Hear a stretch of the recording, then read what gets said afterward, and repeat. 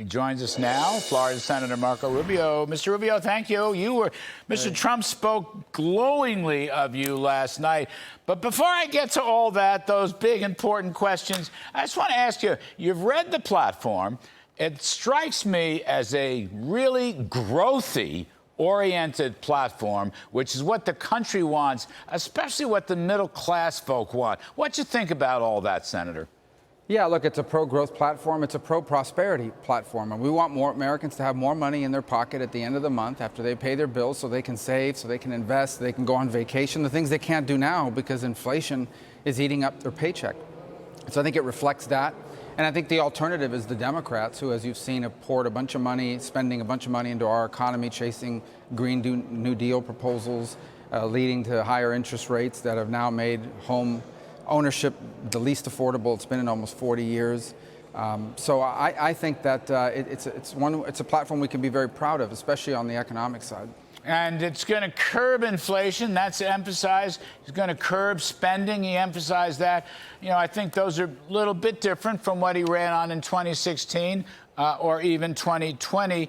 And, of course, lots of deregulation. I think the whole country needs to be deregulated. I think Washington, D.C. needs to be deregulated. I think the swamp needs to be deregulated, Senator. Well, what happens with these regulations is, you know, Congress will pass a law, and then it'll tell the agencies, now write the rules to implement it. And then not only do they get to write the rules, by writing the rules and to implement it, they actually are writing the law, and then they get to implement and decide what it means. And we've seen that happen. And look, no one's against making sure that airplanes don't crash. No one's against making sure your food isn't poisoned and that the medicines you're taking are actually what they say it is on the bottle. I think the problem becomes when it goes too far, especially nowadays, where people who have money to invest decide, well, maybe we won't do this in America. Maybe we won't make things in America. Maybe we won't invent things in America. We'll go to some other country where the environment is less onerous. And so you saw in the Trump era, between tax cuts and deregulation, we had a real economic boom. We saw actually government revenues grew.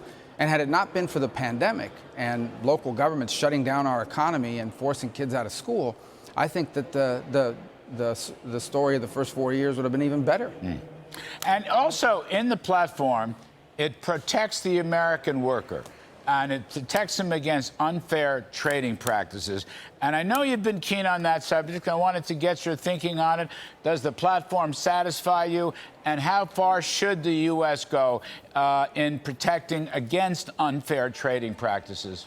Well, there's two things tied into trade. Okay, the first thing that's tied into trade is we need to be a pro-American job policy-making body around here. Okay, it is a critical thing. It is good for our country to produce good, stable work that allow people to start families and buy homes and invest and be a part of vibrant communities. The second is we do need industrial capacity in order to provide for our national defense. I mean, if we can't grow our own food, if we can't make our own equipment, if we lose car manufacturing, if we lose heavy machinery and equipment, you're also not going to be able to make ships and airplanes and the other things that you need to defend our country. I mean, we win World War II not because we weren't industrial power. The Japanese, the Germans had a huge head start on the United States in terms of armaments, but it was our industrial power that came into play and allowed us to tip the balance and save the world from Nazism and Imperial Japan. And we can't forget that food security is a part of national security as well. Mr. Trump, you know, he spoke very, very highly of you last night. I didn't actually see the visual. Well, it's better than the alternative, I'll tell you that. Yeah. Well, I mean, I don't know if he put his arm around you or not, but it sounded like loving. Everybody knows you're among the final group to be vice president and so forth. Let me ask you, our own Brian Kilmeade, you know Brian, he asked Mr. Trump in the radio show, you are both from Florida. Now, Trump said, and then does that prevent you from being Veep? And Trump said, no, but it does complicate it, Senator Rubio. Is there a way to uncomplicate that to see your way to being Veep? Well, look, I mean, I think people know the answer to that, and it's happened before. It's not without precedent, but it would be presumptuous to me. Look, here's the thing, okay, and I think this is what makes this so interesting. The president really can't make a wrong choice.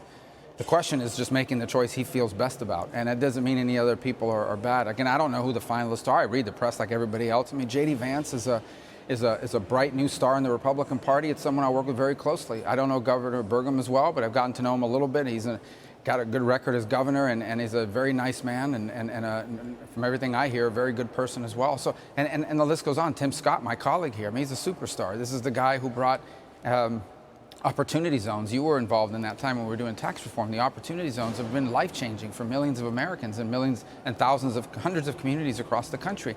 So it's an embarrassment of riches. So, you know, the president's going to take his time. He doesn't need to make a decision. He needs to know by Monday of next week when the convention convenes. So he's got the time to make that decision, and I think he's playing it right, and ultimately, I think only he knows who the right choice is, and he'll make the right choice because he's got no bad choices before him, and it numbers more than just the people, I imagine, the people that we read about in the press every day. If he asked you, though, you would say yes. I think at this time in our history, given everything that we've gone through, if someone has an opportunity to serve this country at that capacity, unless there's some reason why you can't do it, you almost have to say yes, especially if you care about public service as I do. I also think, though, that I want to do whatever it takes to help him win. Yes, sir. And so that's what we can't afford another 4 years like the last 4 years. Senator Marco Rubio, thank you very much, sir. We